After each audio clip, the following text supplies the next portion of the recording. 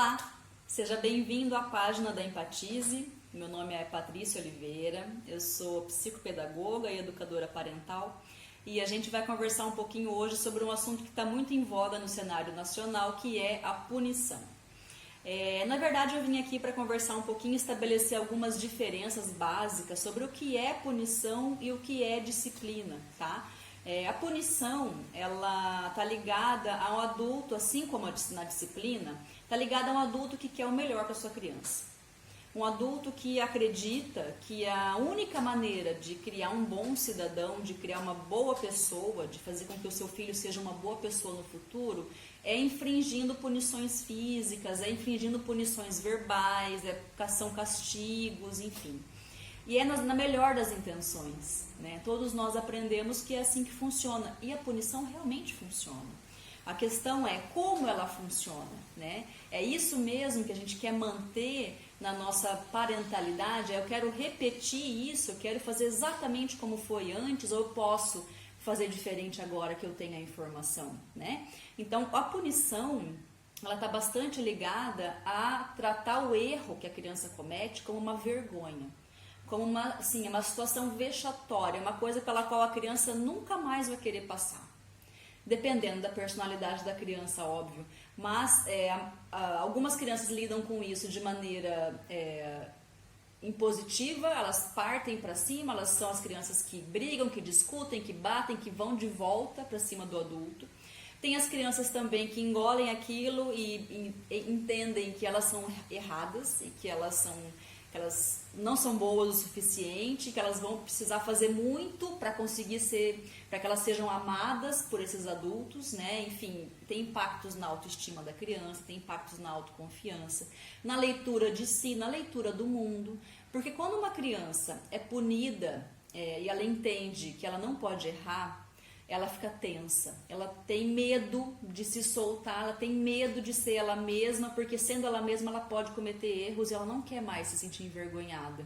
E aí um monte de coisas podem vir disso, né?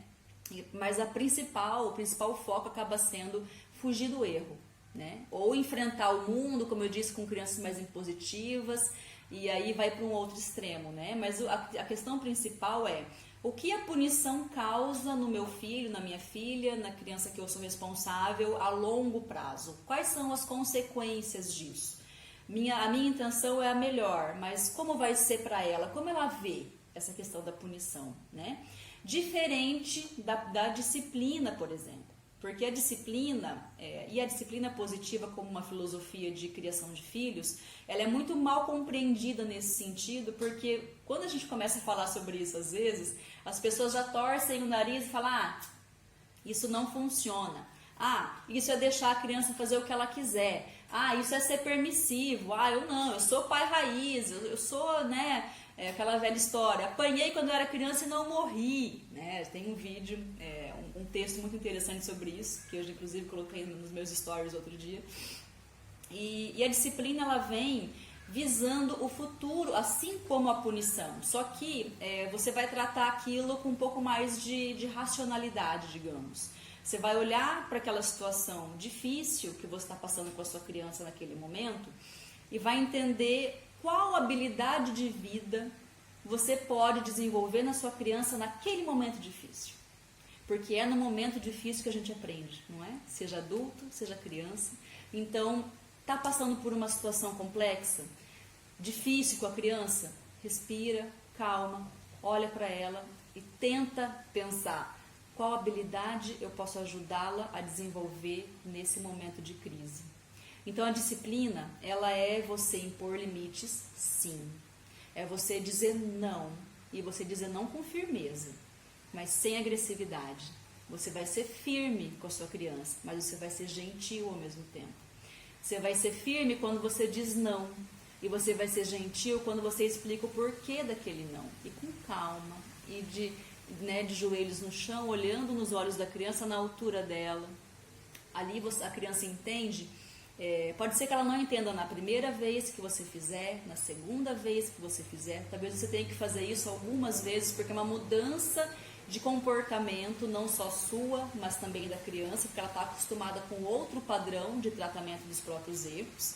Então talvez você precise insistir, persistir e resistir, né? Mas a criança entende quando você para, diz o não e não cede, você diz o não e explica o porquê daquele não, ela entende. Pode ser que ela nem entenda os seus motivos, pode ser que ela não entenda o porquê exatamente de não poder fazer determinada coisa. O que ela vai entender? Ela com certeza vai entender que o adulto dela confia nela, confia no julgamento dela, confia na intelectualidade dela, que ela consegue entender o que você está dizendo, que ela é inteligente, que ela é esperta, que ela merece a tua confiança o suficiente para você explicar o porquê das coisas para ela. Talvez ela resista, talvez ela faça birra, porque ela quer, porque quer. E criança, quando quer, quer, né? Criança é id. E tudo bem, isso é parte do processo. A criança está expressando uma frustração. Não quer dizer que você está errando como pai.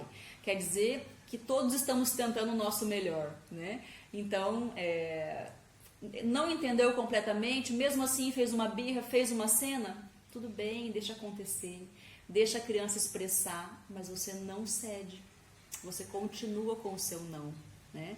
Isso é o que vai ajudar no dia a dia da criança, quando ele começar a perceber que esse é o seu novo padrão de comportamento, que quando você disser não é não, né? Mesmo que ele chore, mesmo que ele faça birra, que ele não vai apanhar e que ele não vai ser colocado de castigo por isso, mas que ele não vai também receber o que ele quer, as coisas tendem a ficar muito mais fáceis, né?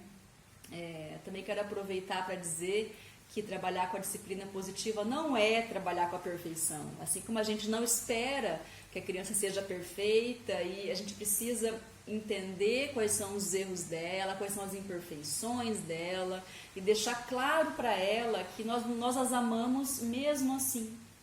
A mensagem de amor, ela precisa estar clara para a criança, principalmente nos momentos que ela erra, porque é quando ela vai se sentir insegura, quando ela vai se sentir desamparada e desconectada de você. E essa é uma excelente maneira de você estabelecer vínculos com seu filho e com a sua filha que são para a vida inteira, né?